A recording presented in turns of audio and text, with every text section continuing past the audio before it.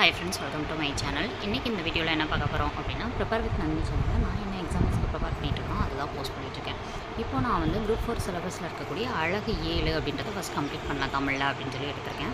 அதில் முதல்ல பார்த்தோம் அப்படின்னா இதில் 15 கேள்விகள் வரும். 15 கேள்விகளுக்கு நம்ம வந்து என்ன பண்ணணும், இங்கேருந்து இந்த டாபிக் வரைக்கும் இருக்கிறத கம்ப்ளீட் பண்ணணும். கம்ப்ளீட் பண்ணுறதுக்கு முன்னாடி இந்த திருக்குறள் தொடர்பான செய்திகள் மொத்தம் 20 அதிகாரங்கள் கொடுத்துருக்காங்க.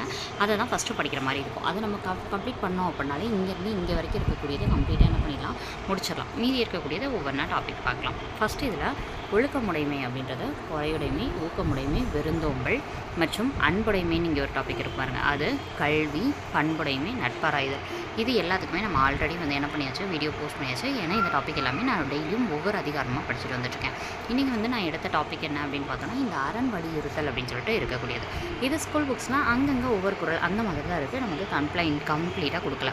ஆனால் நமக்கு 20 அதிகாரங்கள் அப்படின்னு கொடுக்கும்போது நம்ம டோட்டலாக ஒரு அதிகாரம்னா 10 குறளையுமே தான் சேர்த்து படிக்கிற மாதிரி இருக்கும். இப்போ நம்ம என்ன பண்ண போகிறோம், இந்த வீடியோவில் அரண் வலியுறுத்தல் அப்படின்றதுல இருக்கக்கூடிய 10 குறளையுமே வந்து கவர் பண்ண போகிறோம். ஓகேங்களா, வாங்க பார்க்கலாம். ஸோ ஃபஸ்ட்டு குறள், அதாவது தலைப்புடைய பொருள் என்னென்னு பார்த்துடலாம். அரண் வலியுறுத்தல். அரண் அப்படின்னா என்னன்னா அறவாழ்வு, நல்வாழ்வுன்னு அர்த்தம். வலியுறுத்தல் அப்படின்னா வற்புறுத்தல். ஸோ அறவாழ்வை வாழணும் அப்படின்றத வற்புறுத்துறதா தான் இந்த திருக்குறளுடைய அதிகாரம் அப்படின்றத அமைஞ்சிருக்கு. ஓகேங்களா, முதல் குறள் பார்க்கலாம். சிறப்பு ஈனும் செல்வமும் ஈனும் அறத்தின் நோங்கு ஆக்கம் எவனோ உயிர்க்கு. அதாவது அறம் சிறந்த புகழை தரும், நிறைந்த பொருளை தரும். ஆகவே அறத்தை காட்டிலும் உயிர்களுக்கு நன்மை செய்வது வேறொன்றும் இல்லை. அதாவது என்னென்ன கொடுக்குமா, சிறப்பு ஈனும், ஃபஸ்ட்டு சிறப்பு கொடுக்குமாம். செல்வம் ஈனும், ஈனும்னா தரும்னு அர்த்தம். செல்வத்தை கொடுக்குமா, எது அறம் அப்படின்றது அதை தான் கொடுத்துருப்பாங்க. அறத்தின் இவங்க. ஓகேங்களா, ஆக்கம் எவனோ உயிருக்கு. இது வந்து இவ்வளோ நல்லதை தருது, அதை தவிர வேறு என்ன நன்மை செய்கிறதுக்கு இருக்குது, அதான் எவனோ உயிருக்கு அப்படின்றது. ஓகேங்களா, ஸோ இரண்டாவது குறள் பார்க்கலாம். அறத்தின் ஊங்கு ஆக்கமும் இல்லை, அதனை மரத்திலும் ஊங்கில்லை கேடு. மரத்தலின் ஊங்கில்லை கேடு. அதாவது தர்மம் செய்வதை விட ஒருவனுக்கு ஆக்கம் தருவது எதுவும் இல்லை, அத்தர்மத்தை மறப்பதை விட கேடு தருவது எதுவும் இல்லை. அதாவது ஒருத்தருக்கு வந்து நம்ம தர்மம் செய்கிறோம் அப்படின்னா அதை விட ஆக்கம் வேறு எதுவுமே இருக்க முடியாது. அந்தளவுக்கு செல்வம், அதாவது ஒரு பெஸ்ட்டானது எதுவும் இருக்க முடியாது தர்மம் செய்கிறத விட. அந்த தர்மம் ஒருத்தவங்க நமக்கு செஞ்சதை மறக்கிறோம் அப்படின்னா அதை விட கேடு வேறு எதுவும் கிடையாது. இதுதான் இதுக்கான பொருள். ஓகேங்களா, அடுத்தது ஒள்ளும் வகையான் அறவினை ஓவாதே செல்லும் வாய் எல்லாம் செயல். அறச்செயலை முடிந்த வழிகளில் எல்லாம் இடைவிடாமல் வாய்ப்பு கிடைக்கும் பொழுது எல்லாம் செய்தல் வேண்டும். அதாவது நமக்கு இப்போ தான் நல்லது செய்யணும், அப்போ தான் நல்லது செய்யணும், காலம்லாம் பார்க்கணுன்னு அவசியமே இல்லை. நமக்குனால எப்பப்போ டைம் கிடைக்குதோ, எப்பப்போ முடிஞ்ச வழிகள் எல்லாம் அறம் செய்ய முடியுதோ அந்த டைமில் இடைவிடாமல் நம்ம என்ன பண்ணணும், அறச்செயல் வந்து செஞ்சுட்டே இருக்கணும். வாய்ப்பு கிடைக்கும் போதெல்லாம் நம்ம அறச்செயலை செய்யணும். அதுதான் ஒள்ளும் வகையான் அறிவினை ஓவாதே செல்லும் வாய் எல்லாம் செயல். எவ்வளோலாம் முடியுதோ அவ்வளோலாம் பண்ணணும்.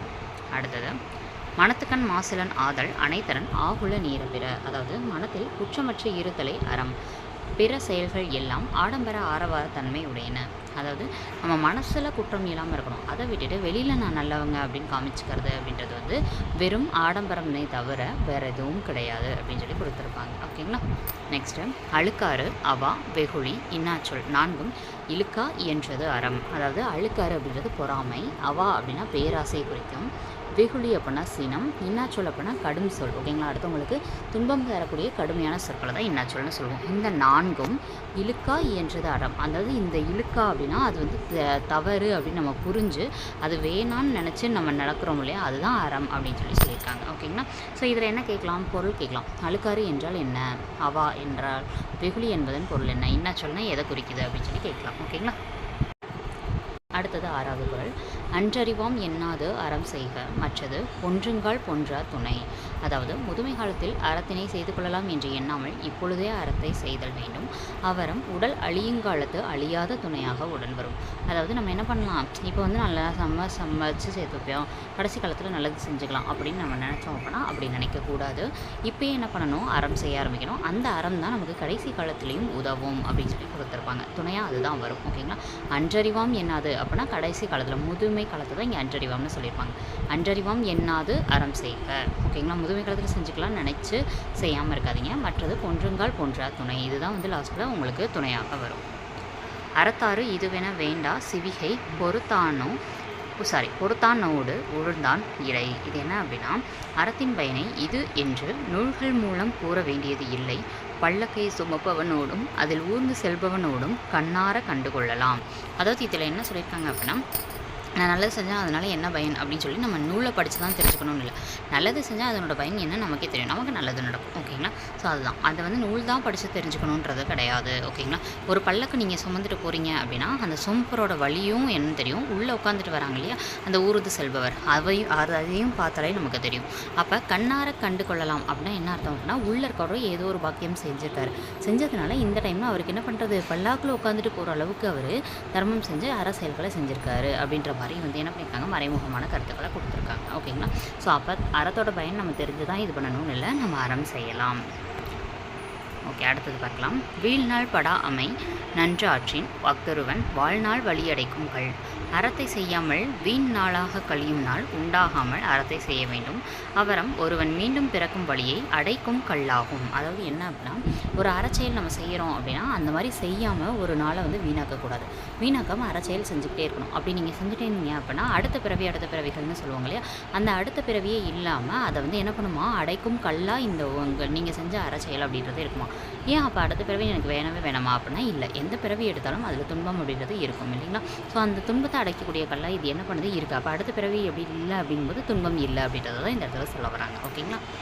அடுத்து, அறத்தான் வருவதை இன்பம் மற்றெல்லாம் புறத்த புகழும் இலர். அறவழியில் வரும் இன்பமே இன்பமாகும், பிறவற்றால் வருவன துன்பம் உடையவை புகழ் தராதவை. அதாவது நம்மளுக்கு இன்பம் சந்தோஷம் அப்படின்னா என்னென்னா, நம்ம ஒன்று நல்லது செஞ்சால் அது மூலமாக வர்றதான் சந்தோஷம். மற்றது எல்லாமே வெறும் துன்பம் மட்டும்தான், புகழ் கொடுக்காது. செயற்பாலதோறும் அரணே ஒருவருக்கு உயர்பாலதோறும் பழி. அதாவது என்னென்னா, ஒருவர் செய்யத்தக்கது அறமே ஆகும், ஒழிக்கத்தக்கது பழிச்சொல்லே ஆகும். அதாவது ஒருத்தர் என்ன பண்ணணும், அடுத்தவங்களுக்கு செய்யும்போது அற செயல்களை தான் செய்யணும், அவங்களுக்கு பழிச்சொல் தர மாதிரி எதையுமே செஞ்சிடக்கூடாது. ஓகேங்களா? இதுதான் கொடுத்துப்பாங்க. செயற்பாலதோறும் அரணே ஒருவருக்கு உயர்பாலதோறும் பழி. ஓகேங்களா? இதுதான் வந்து மொத்தம் 10 குறளில் கொடுத்துருப்பாங்க. இது என்ன இப்படி இருக்குது அப்படின்னு தான் தோணும். நம்ம திருப்பி படிக்கும்போது தான் திருக்குறள் அப்படின்றது நல்லாவே புரியும். ஓகேங்களா? அதனால தான் சொல்கிறேன், ஒரு நாளைக்கு ஒரு அதிகாரம் வச்சிங்கனாலே 20 நாளில் முடிச்சிடலாம் அந்த திருக்குறள் அதிகாரத்தை. அடுத்த நாள் திருப்பி முதல் அதிகாரத்துலேருந்து ரிவைஸ் பண்ணுங்கள். அடுத்து 20 நாள் திருப்பி ரிவைஸ் பண்ணலாம். இதே மாதிரி நீங்கள் திருப்பி 20 நாள் ரிவைஸ் பண்ணிட்டே இருக்கும்போது ஈஸியாக என்ன பண்ணிடலாம் அப்படின்னா திருக்குறளில் இருக்கக்கூடிய மார்க்ஸை வந்து ஸ்கோர் பண்ணிட முடியும். ஓகேங்களா? ஸோ முதல்ல படிக்கும்போது வந்து திருக்குறள் என்ன அதோட பொருள் என்ன மட்டும் படிங்க. படித்தோன்னேலாம் யாருக்குமே மைண்டில் நிற்காது. ஓகேங்களா? ஒரு டைம் படித்தோன்னே மைண்டில் நின்றோம் அப்படின்னா எல்லாருமே எக்ஸாம்ஸ் கிளியர் பண்ணிடலாம். ஓகேங்களா? யார் ஒருத்தர் ரிவிஷன் பண்ணிக்கிட்டே இருக்காங்களோ அவங்களுக்கு தான் ஈஸியாக வந்து மார்க்ஸ் வந்து ஸ்கோர் ஆகும். ஓகேங்களா? அதனால் தொடர்ந்து ஃபாலோ பண்ணுங்கள். நம்ம அடுத்த கண்டென்ட் போட்டுகிட்டே இருப்போம். ஓகேங்களா? தொடர்ந்து ஃபாலோ பண்ணுங்கள். நம்ம சேனலை சப்ஸ்கிரைப் பண்ணிக்கோங்க. டெலகிராம் சேனலில் ஜாயின் பண்ணிக்கோங்க. அதில் தான் ஒவ்வொரு அதிகாரம் நான் போட ஷேர் பண்ணுவேன். ஓகேங்களா?